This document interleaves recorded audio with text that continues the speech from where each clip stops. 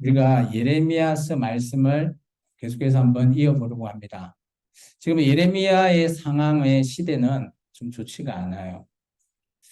지금 우리의 시대와 좀 비슷해 보입니다. 그런데 지금 우리 시대가 훨씬 더 나은 것 같아요. 우리가 지금 한 2년 반 정도 코로나라고 하는 그런 전염병의 위기에서 지금 이제 어느 정도 벗어나려고 하고 있죠.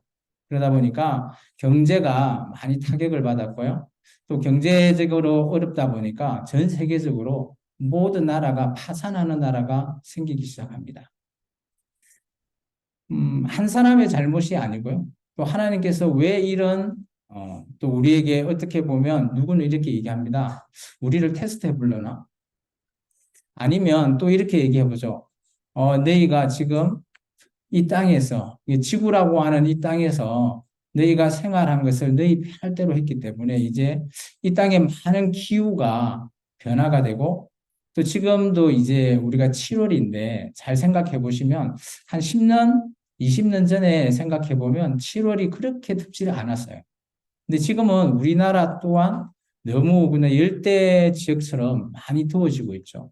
30도는 기본인 것 같아요. 어제도 보니까 한 30도가 넘던데 이렇게 생활하려고 하니까 너무 힘든 거죠. 왜 이런 시련을 주십니까? 라고 말하시는 분도 계세요. 하나님께서는 우리에게 좋은 걸로만 주시려고 하는데 왜 우리에게 이런 시련과 고난을 허락하셨을까? 그것이 참 우리 성도들 입장에서는 의문이죠. 궁금합니다. 오늘 예레미야 시대에 하나님께서는 하나님의 백성들에게 많은 것을 가르쳐 주려고 해요. 백성들이 잘못된 길로 가다 보니까 예레미야를 통해서 그들의 길을 바르게 보내기 위해서 예레미야가 많은 말씀을 선포합니다. 근데 아무리 선포를 해도 어땠죠? 예레미야가 얘기하는 말을 그래서 들으려고 하지 않아요. 그러면서 또 많은 지도자들이 이런 예레미야 말은 가짜 뉴스다라는 거죠. 오늘날 우리 사회도 비슷합니다. 진실이 있는데 그것을 포장하고 언론이 가짜 뉴스를 또 많이 배포를 합니다. 과연 어떤 것이 진짜일까? 여러분은 확신하실 수 있나요? 쉽지 않습니다. 우리가 예레미야에서 말씀을 보면 마치 예레미야가 하는 말이 가짜 같아요. 왠지 아세요? 다른 선지자들이 하는 말이 우리는 지금 알고 있죠. 가짜라는 걸. 그런데 놀랍게도 이때 백성들은 누구의 얘기를 들었을까요? 많은 언론들이 얘기하는 말, 많은 선지자들, 지도자들이 이게 옳다라고 한 말을 그들은 믿을 수밖에 없어요. 백성 입장에서는 어떻게 보면 많은 방향과 많은 선택권이 없는 거죠. 이 당시만 하더라도. 지금 우리 사회에도 가짜 뉴스가 어마어마하게 많고요. 그쪽에서 우리가 진짜 뉴스가 뭘까 찾는 것조차 쉽지 않아요. 우리 삶이 점점 이렇게 방향으로 가고 있습니다. 뭐 학생 여러분들은 학교에서 배우는 게 다 옳다라고 생각하고 여러분들이 배우세요? 아니면 시험 점수를 잘 맞기 위해서 배우시나요? 학교 안에서 얘기하고 있는 우리 교과서가 100% 진짜일까요? 제가 이런 질문을 하면 많이 당황스러워 하실 겁니다. 근데 우리는 이런 질문을 여러분이 하셔야 돼요. 지금 앉아 계시지만 신앙생활 하시잖아요. 예수를 믿고 예수님께서 나에게 물론 구원이라고 하는 어마어마한 선물을 주셨지만 우리가 늘 생각해야 될 게 내가 과연 예수님이 주시는 그 구원이라는 선물을 받을 수 있는가? 혹은 이런 생각을 들어보지 않으셨나요? 때로는 우리는 인간이기 때문에 많이 흔들립니다. 믿음이라는 것이 흔들릴 수밖에 없죠. 오늘 하나님과 예레미야가 그런 와중에 도저히 하나님께서 예레미야에게 먼저 말을 걸으셨어요. 지지난주의 말씀을 좀 기억을 떠올려 보시면 하나님께서 먼저 예레미야에게 말을 하셨죠. 예레미야야 라고 하면서 그 당시의 상황을 말씀하죠. 그때 예레미야는 계속해서 반박을 합니다. 하나님이 그런 계획이라도 그래도 하나님의 백성 아닙니까? 라고 하면서 그래도 좋은 쪽으로 예레미야는 하나님께서 그렇게 해주셔야 되는 거 아니에요? 라는 형태로 말씀하시죠. 지난주의 말씀, 16장, 오늘 16장의 말씀인데 15장의 말씀을 가보면 예레미야가 이런 하나님의 말씀을 전하는데요. 오늘 왕따가 되어버린 거죠. 백성들이, 그리고 지도자들, 예레미야가 선지자니까 어떻게 보면 같이 말씀을 전하는 그런 지도자의 측면에서 그런 지도자들이 예레미야를 그냥 왕따시켜버려요. 저 사람 얘기는 들을 필요 없다. 요즘 우리 시대의 어떤 사회적인 그런 이슈를 보면 어떤 사건을 통해서 매도되는 사건을 보면 억울하신 분들도 있어요. 이렇게 매도를 시켜서 프레임에 올가매어버려가지고 그 사람이 아무리 진실한 얘기를 하더라도 그것이 진실한 얘기처럼 들리지 않게 바꿔버리는 거예요. 근데 오늘 말씀에서 우리가 판단해야 되는 거는 어떤 게 옳은가, 어떤 게 틀린가를 우리가 분별할 수 있는 그런 능력이 여러분 각자에게 생기셔야 돼요. 그러기 위해서는 여러분은 언제나 질문을 하셔야 돼요. 여러분 자신에게. 내가 지금 살고 있는 이 삶 가운데 내가 정말 예수님을 얼만큼 믿고 있는지, 또 예수님 앞에 우리가 무릎 꿇고 섰을 때 예수님이 마지막 그 심판대 앞에서 우리에게 어떤 평가를 할까? 그런 걸 한번 되돌아보면 지금 나의 삶을 다시 한번 더 재조정할 수 있는 기회가 될 거라고 저는 봅니다. 오늘 제가 여러분에게 말씀하려고 하는 키워드는 바로 절망입니다. 절망. 여러분은 얼마만큼 삶을 살아가면서 얼마만큼 큰 절망을 한번 겪어보셨습니까? 절망이라고 하는 단어는 좋지 않은 단어예요. 꽤 기분이 좋지 않죠. 절망을 겪는다는 것 자체도 좋은 경험이 아니기 때문이죠. 근데 왜 제가 여러분에게 절망이라고 하는 키워드를 소개할까요? 오늘 하나님께서 예레미야에게 말씀하시는 말씀이 바로 절망이라고 하는 명령입니다. 어떤 내용인가 한번 살펴보면 크게 한 3가지예요. 결혼하지 말라. 자녀도 낳지 말고요. 요즘 시대는 어떤가요? 독신이 많으니까 충분히 결혼하지 마. 별로 큰 의미가 없겠죠. 많이 가벼워지겠죠. 근데 이 당시만 해도 결혼하지 못하고 자녀를 놓지 못하는 것 자체가 어떻게 보면 복이 아니에요. 복받지 못한 자죠. 두 번째, 초상집에 가지 말아요. 여러분도 여러분 일상 중에 주위에 또 많이 돌아가시는 분을 향해서 가서 조의를 폐할 때 가잖아요. 근데 그런 것도 가지 말랍니다.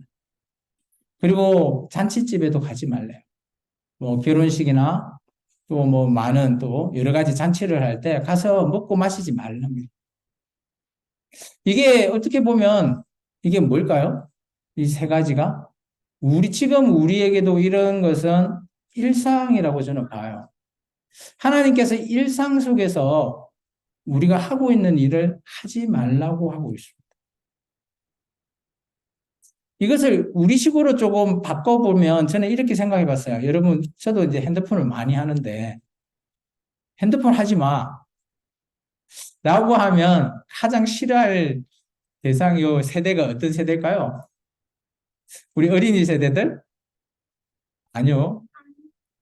저 같은 세대도 답답합니다. 특히 저 같은 사람은 핸드폰을 많이 또 보고 하죠. 그런 사람들이 더 답답할 겁니다. 우리 일상에서 하고 있는 일을 하지 말라는 거예요. 왜 그럴까요? 하나님께서는 계획이 있다라는 겁니다. 하나님께서는 오늘 심판이라고 하는 단어를 우리에게 말하고 있습니다. 심판, 이 미스파트인데요. 이 심판이라고 하면 우리는 어떤 생각이 들죠? 심판. 벌 받는 기분? 무거운 기분인가요? 심판이라고 하는 이 단어의 원어를 살펴보면 하나님께서 공의와 정의로 결정하시는 게 심판입니다. 그럼 뭘까요? 우리가 이제 나중에 바울이 이런 얘기를 하죠. 그죠? 이 우리는 심판을 받는데 누구나 심판을 받습니다. 성도인 우리도 받고요. 일반 세상에 있는 사람도 언젠가는 하나님 앞에 심판을 받을 때가 있다고 나와요. 그때 우리는 상해 심판을 받기를 바라라고 얘기합니다. 상해 심판. 우리가 지금 행하고 있는 이런 모든 일이 하나님 앞에 상이 되기를 구하라는 거죠. 지금 열심히 여러분께서 오늘 주일 오전에 시간을 내셨잖아요. 여러분 인생에 있어서도 귀중한 시간, 한 시간을 여기 오늘 내셔가지고 예배를 드리는데 이 예배 드리는 게 아무 소용이 없는 거다? 라고 생각하면 우리는 뭐 지금 앉아있는 이유가 없잖아요. 근데 이 상해 심판이 뭔가 하면 우리 하는 이런 모든 행위들에 대해서 하나님께서 공의와 정의로 결정해 주시는 거죠. 어떻게 보면 상해 심판은 우리에게 상을 주신다라는 거예요. 히브리서 11장에는 이렇게 얘기합니다. 우리가 하나님을 알고 나아갈 때 우리가 하나님께서 우리에게 상 주심을 우리가 구해라는 얘기가 있어요. 그럼 우리는 언제나 상을 받기 위해서 준비하셔야 되는 겁니다. 그에 반해서 어때요? 불의 심판도 있다는 거예요. 오늘 심판이라는 것은 하나님을 믿는 우리는 상해 심판을 기대하시라는 거죠. 근데 오늘 하나님은 이런 절망 중에 이런 심판, 뭐 끝장낸다, 이런 걸로만 끝내지 않으세요. 이들 백성에게 소망을 오늘 제시합니다. 어떤 소망일까요? 오늘 우리가 본문을 조금 살펴봐야지 이 소망이 어떤 건지 우리가 살펴볼 수 있습니다. 그 전에 오늘 하나님께서 하지 말라고 하는 세 가지를 우리가 한번 볼까요? 하나님께서 말씀하셨는데요. 아내를 맞이하지 말고 자녀를 두지 말라. 왜 그럴까요?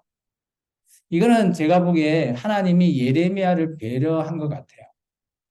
네가 이 땅에서 자녀를 놓고 애를 낳는데 조금 있으면 하나님께서 어떻게 한다고 4절의 말씀 같이 한번 읽어볼까요? 그들은 독한 병으로 죽어도 아무도 슬퍼하지 않을 것이고 무도 주지 않아 지면의 분토와 같을 것이며 칼과 기근에 망하고 그 시체는 공중의 새와 땅의 짐승의 밥이 된대요. 그러니까 너는 애당초 아직 하지 마. 어떻게 보면 하나님이 예레미야에게 그래 너는 나의 선지자로서 그래 내가 너한테 어떻게 보면 특혜를 허락하신 거죠. 하나님의 백성은 이런 특혜를 받으셔야 돼요. 제가 좀 전에 얘기했던 상해 심판 있잖아요. 하나님께서는 모든 자에게 다 심판하셔요. 그렇기 때문에 이런 것도 하지 말라라고 얘기해요. 평상시 같으면 당연히 해야 될 일입니다. 두 번째, 소상집에 가지 말래요. 6절에 보시면, 그죠? 작은 자나 큰 자나 다 이 땅에서 죽는답니다. 여기서 말하는 이 땅은 예루살렘이에요. 그리고 애곡하는 자도 없대요. 누가 슬퍼해주는, 사람이 죽었으면 가서 슬퍼해줘야 되는데, 그걸 슬퍼해줄 사람조차도 없는 거예요. 뭐, 어떻게 그러다 보니까 슬퍼하는 자나 애곡하는 자나 또 그곳에서 위로해주는 자들이 아무도 없다는 거예요. 잘 한번 생각해 보십시오. 대한민국에 하나님께서 하루아침에 모든 사람들을 다 죽였다고 생각해 보십시오. 영화 속에나 나오는 그런 일이죠. 아무도 없어요. 근데 한 명이 살았다. 한 명이 살아서 딱 보니까 어때요? 다 죽어 있는 거예요. 그런 상황을 보고 있다고 생각해 보십시오. 어떤 생각이 들까요? 이게 하나님이 어떻게 보면 진노 중에 큰 진노죠. 근데 언젠가는 이 날이 올 거다라는 거죠. 지금 우리는 잘 알고 있습니다. 이 날이 왔어요. 지나갔죠. 우리 입장에서는. 근데 지금 예레미야가 이런 말을 선포할 때 그 이스라엘 백성들은 이런 얘기를 들으려고도 하지 않아요. 잔치집에 가지 말라라고 얘기합니다. 여기 9절에 보면 기뻐하는 소리, 즐거워하는 소리, 신랑의 소리, 신부의 소리 이런 모든 소리가 끊어진다라고 얘기하죠. 왜 그렇죠? 사람이 없기 때문이죠. 지금 우리는 하나님께 감사해야 됩니다. 저는 예레미야 16장을 통해서 하나님께서 지금 일방적으로 예레미야한테 지금 말하고 있어요. 하지 마라고 하는 게 있는데 세 가지나 어떻게 보면 예레미야 입장에서는 그러고 싶지 않아요. 근데 하나님께서는 하지 말라고 하십니다. 과연 우리의 생각과 우리의 뜻이 하나님과 생각이 다를 때 여러분은 어떤 결정을 하시죠? 우리가 성경을 보면 이해하는 만큼 여러분이 순종하지 않으신가요? 그러면 여러분의 믿음은 이해한 만큼만 믿을 수밖에 없습니다. 오늘 말씀은 하나님께서 우리가 이해가 되지 않는데 하나님께 순종하라고 지금 말씀하고 계세요. 이런 상황에서 우리가 과연 순종할 수 있을까? 우리 한번 생각해 보셔야 됩니다. 그러면서 하나님께서 어떻게 하실 건지에 대해서 이렇게 말하고 있습니다. 우리 10절에서부터 12절의 말씀을 한번 읽어볼까요? 읽겠습니다. 내가 이 모든 말로 백성에게 말할 때에 그들이 내게 묻기를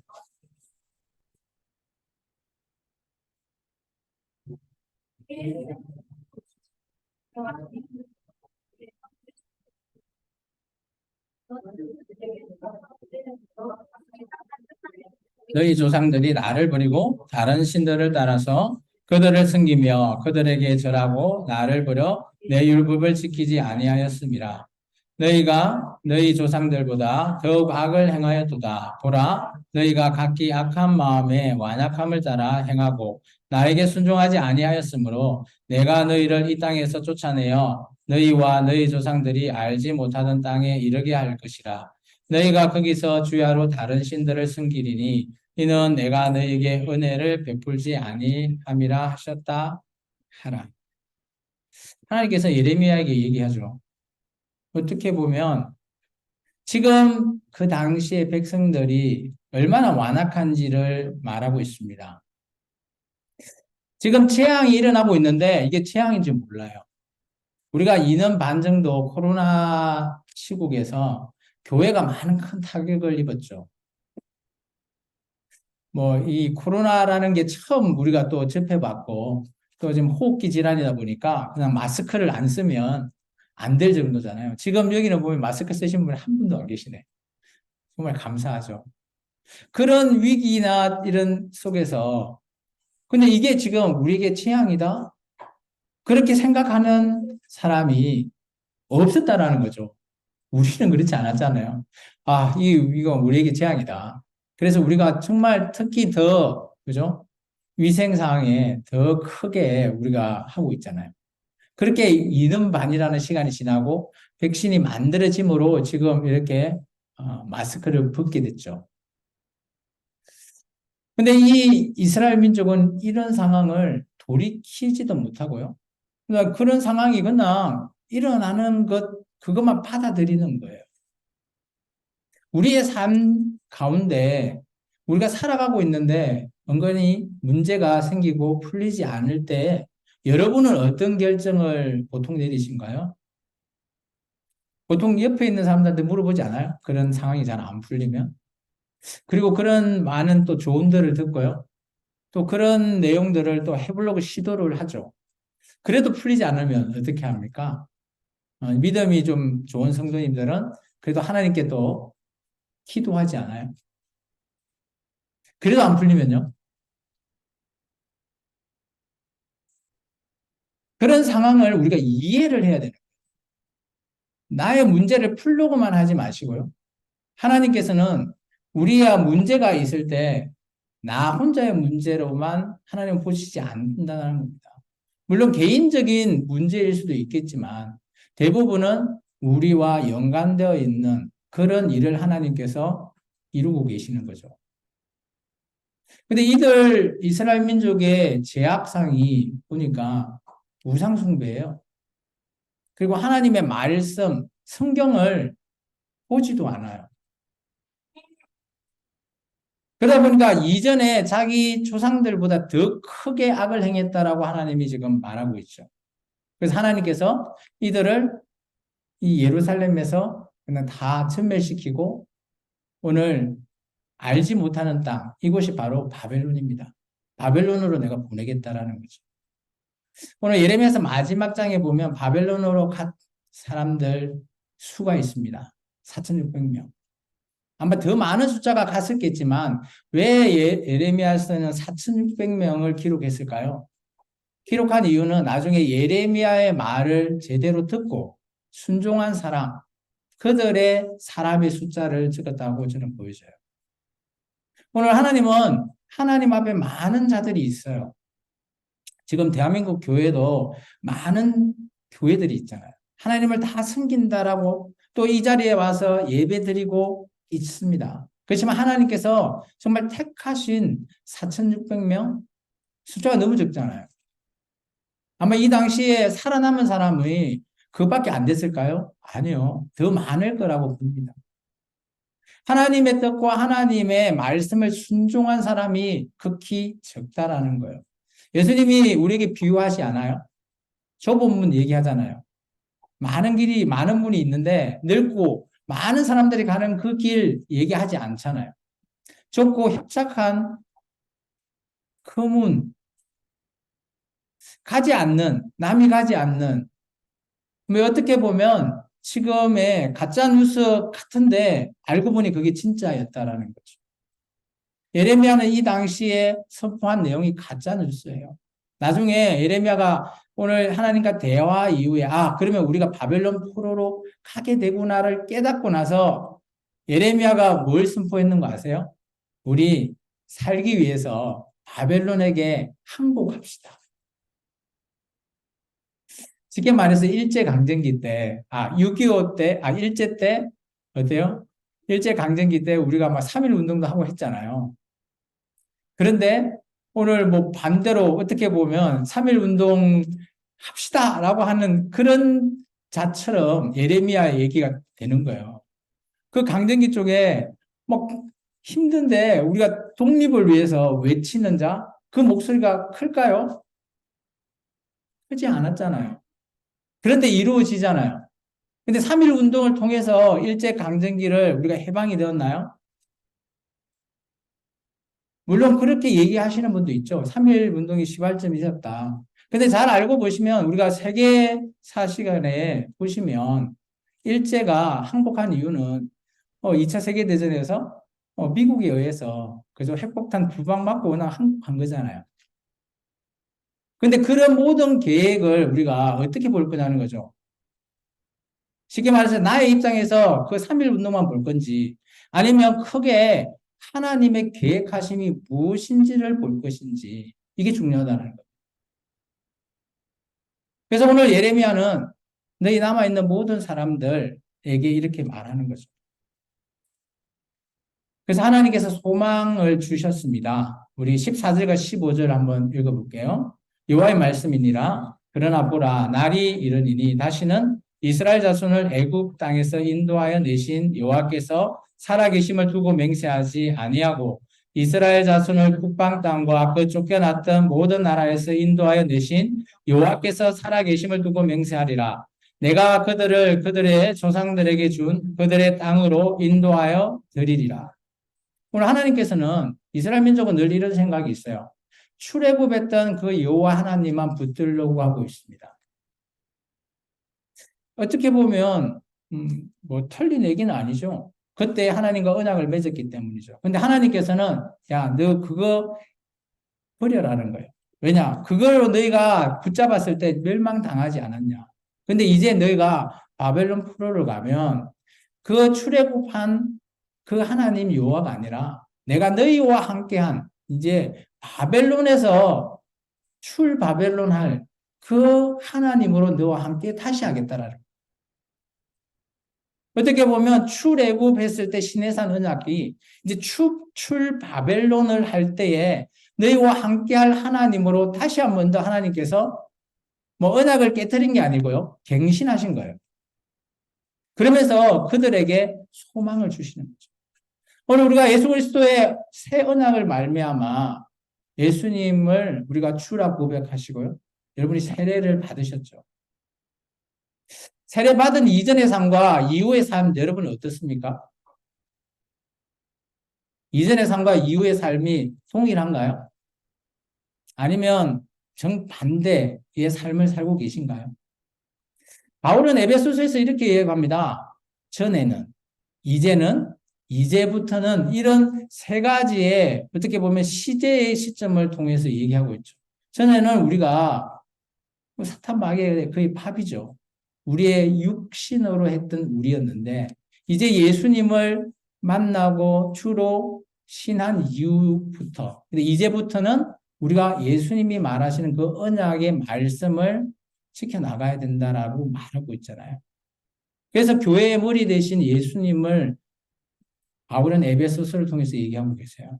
지금도 우리가 드려지는 이 예배가 그냥 산수중앙교회 이 예배당이라는 곳에서 여러분이 예배를 드리면 어떤 생각을 하시죠? 하나님이 어떻게 받으실까? 우리 이제 조금 생각을 해보셔야 됩니다. 우리 지금 교회에서 예배를 드린다라는 것은 하나님께서 교회의 머리 되시잖아요. 머리 대신 예수님과 우리는 예수님의 지체로서 하나가 되는 거죠. 그로 말미암아 예수님께서 하늘에 계신 하늘 보좌 앞에 나아가는 겁니다. 그게 뭐죠? 구원이에요. 그래서 지금 드려지는 이 예배의 시간이 하나님 보좌 앞에서 지금 예배를 드린다라고 여러분이 생각하셔야 돼요. 하나님이 지금 우리 드려지는 이 예배를 다 보고 계시고 지금 우리가 어떻게 하고 있는지를 다 알고 계시는 분이시죠.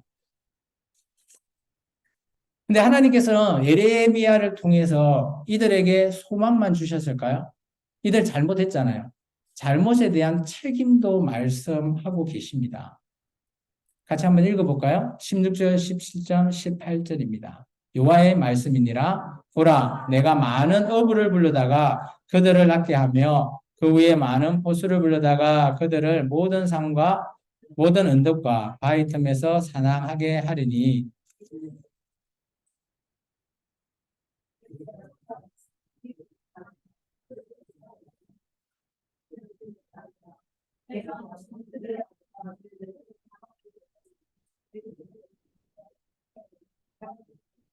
그들의 가증한 것으로 내 기업에 가득하게 하였습니다.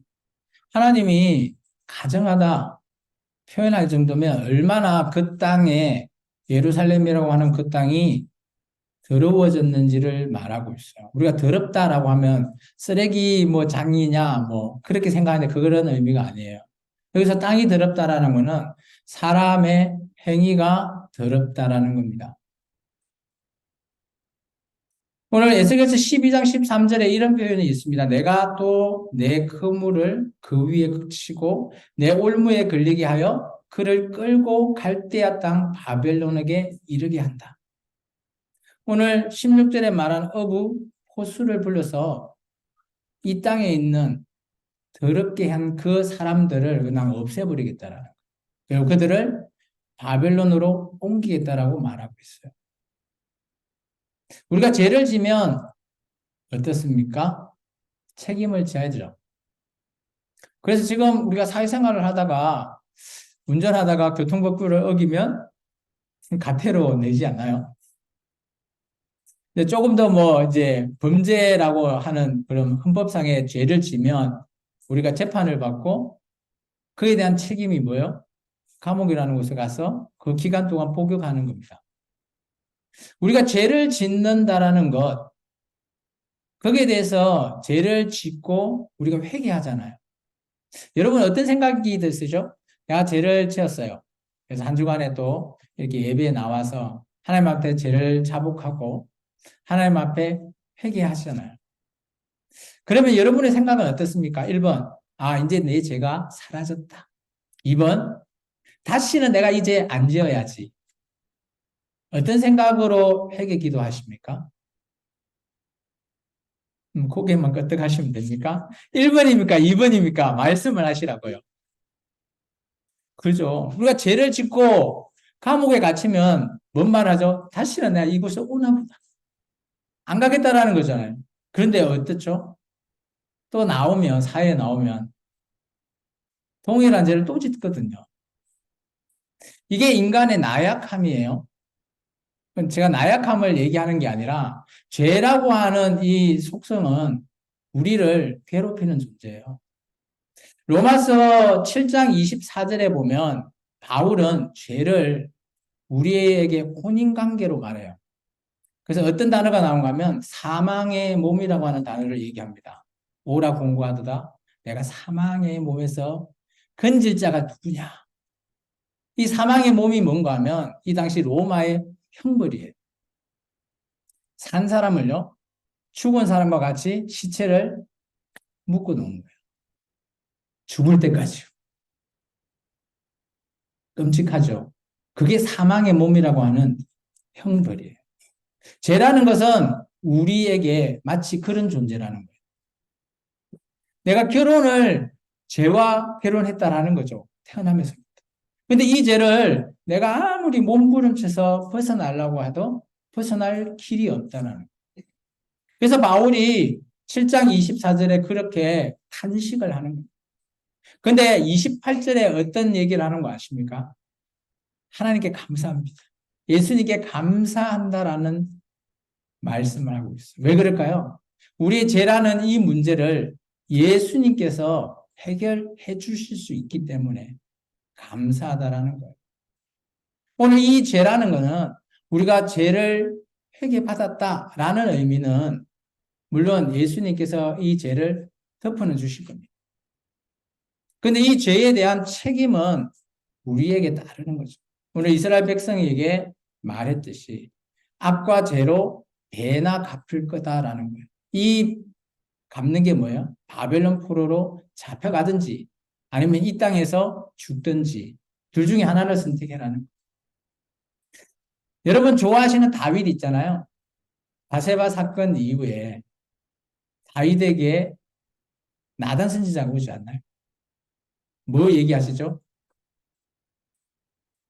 다윗의 제약을 얘기해 지적하잖아요. 그때 다윗이 장자를 잃거든요. 그때 우리가 잘 알고 있는 내용이 나오죠. 기도할 때 하나님께 기도합니다. 침상을 띄울 정도의 눈물로서 기도한다잖아요. 우리는 그 내용만 알고 계시잖아요. 그래서 우리의 기도는 침상을 띄울 정도로 막 눈물로 기도해야 된다. 우리는 그렇게 고정관념을 갖고 있어요. 근데 왜 다윗이 그랬는지를 우리는 알 필요가 있죠. 그것은 어떻게 보면 다윗이 자기가 지었던 죄를 책임지는 일이에요. 우리가 살아갈 때 누구나 죄를 집니다. 우리는 연약하기 때문에 저도 마찬가지고요. 여러분도 마찬가지입니다. 그래서 주일날 나와서 회개하시잖아요. 근데 회개를 하면 아까 여러분이 대답했지만 다시는 안 지어야지. 정말 결단하고 결단하셔야 된다. 그렇게 하지 못하면 또 그에 대한 책임은 고스란히 저한테 오는 거죠. 제가 지었기 때문에. 죄에 대한 책임은 우리에게 있습니다. 대신 죄에 대한 모든 것은 예수님께서 우리를 사해 주시죠. 덮어 주시는 거예요. 잠깐. 생명책에서 보이는데 그냥 이렇게 살짝 덮어 주는 거죠. 그래서 나중에 우리가 백보자 심판 앞에 설 때 하나님께서 이거 예수님께서 보면서 뭐 죄지었네 이거 그냥 살짝 덮어 주시는 거죠. 그게 우리가 회개예요. 그래도 회개는 왜 우리에게 중요할까요? 바로 이런 죄성을 그래도 그나마 예수님께서 우리를 덮어주시고 우리에게 다시 기회를 주시는 거예요. 이 땅에서 우리가 만회할 수 있는 기회죠. 오늘 이스라엘 백성은 그것을 하지 못했어요. 예레미야 기도 한번 읽어볼까요? 예레미야가 어떻게 이 얘기를 듣고 기도했는지 같이 읽어보겠습니다. 여호와 나의 힘 나의 요새 환난 날에 피난처시여 민족들의 땅끝에서 주께 이르러 말하기를 우리 조상들의 계승하는 바는 허망하고 거짓되고 무익한 것뿐이라 사람이 어찌 신 아닌 것을 자기의 신으로 삼게 나이까 하리라. 자기들이 지었던 것에 대해서 허망하다. 그리고 우상을 섬긴 것이 잘못했다라고 인정하는 거죠. 저는 예레미야가 이런 표현을 통해서 하나님께 지금 우리 식의 표현은 회개입니다. 우리는 회개가 필요합니다. 지금 우리가 회개를 하면 예수님께서 우리의 죄를 덮어주실 거죠. 하나님은 어떻게 이 기도에 대해서 답하셨는지 아세요? 21절입니다. 좀 꼭 기억하셔야 돼요. 같이 읽겠습니다. 여호와께서 이르시되 보라 이번에 그들에게 내 손과 내 능력을 알려서 그들로 내 이름이 여호와인 줄 하나님의 능력과 손으로 하나님을 알게 한다. 지금 이때가 언젠가 하면 바벨론 포로로 잡혀갔을 때를 얘기해요. 많은 이방 그 바벨론의 속국이었던 많은 이방인들에게 여호와 하나님이 어떤 분인지를 오늘 제대로 보여주겠다는 거죠. 그게 뭘까요? 그들을 다시 포로 귀환시키는 일, 고레스 칙령입니다. 하나님은 이렇게 계획하고 계세요. 우리의 삶 가운데 우리가 하나님의 뜻이 맞지 않더라도 우리가 순종해야 될 이유가 여기 있어요. 하나님은 계획하고 계십니다. 하나님이 이렇게 고레스 칙령을 통해서 이들을 다시 회복할 수 있는 기회를 주세요. 우리가 늘 회개 기도하는 그 회개가 바로 이런 우리에게 다시 할 수 있는 기회를 명분을 우리에게 주시는 겁니다. 그래서 여러분은 언제나 회개하셔야 됩니다. 회개가 그만큼 중요하다라는 거죠. 그냥 죄를 덮어주고 다시 또 지어야지 이게 아니라 짓지 않겠다고 결단하면서 회개하셔야 된다라는 겁니다. 제가 여러분이 이제 시간이 다 되어서 잠깐 보여줄 테니까 한번 이 말씀만 조금 돌이켜 보시고요. 각자 집에 가셔서 한 주간에 한번 이 말씀에 대해서 여러분 각자가 답을 한번 해보십시오. 우리 예레미야 16장을 통해서 제가 여러분한테 질문을 하는 겁니다. 첫 번째, 하나님께서 이 예레미야에게 하신 세 가지 하지 말라고 하는 이 명령 하신 이유가 뭔지 한번 생각해 보시고요. 하나님께서 그들에게 멸망이라고 하는 것을 주셨죠. 그때 하나님의 마음은 어땠는지를 한번 생각해 보십시오. 하나님의 마음입니다. 세 번째, 하나님께서 결정하셨죠. 죄라는 것. 그리고 그들을 멸망시키려고 하는 벌을 결정하셨어요. 과연 이스라엘 민족에게 이 죄와 벌이 옳은 건가 한번 생각해 보십시오. 네 번째요. 우리가 늘 회개하고 죄짓고 회개하고 죄짓고 이런 일상의 반복. 제가 아까도 얘기했지만 여러분은 충분히 고민을 한번 해보셔야 됩니다. 한번 생각해 보십시오. 마지막으로 예레미야 그러면 16장은 여러분이 보시기에 절망인가요? 아니면 소망인가요? 한번 생각해 보시기 바랍니다. 한 주간에 여러분이 5가지를 머릿속에 좀 떠올려 보세요. 여러분의 삶 가운데서 생활하면서 이것을 좀 떠올려서 과연 이런 부분을 우리가 왜 떠올려야 되는가 하면 여러분이 분별을 하실 수 있어야 돼요. 여러분께서 말씀을 제대로 그냥 듣고 아멘하고 끝나는 게 아니라 여러분의 생각을 통해서 이런 여러분의 말씀이 여러분에게 심겨질 겁니다. 마지막입니다.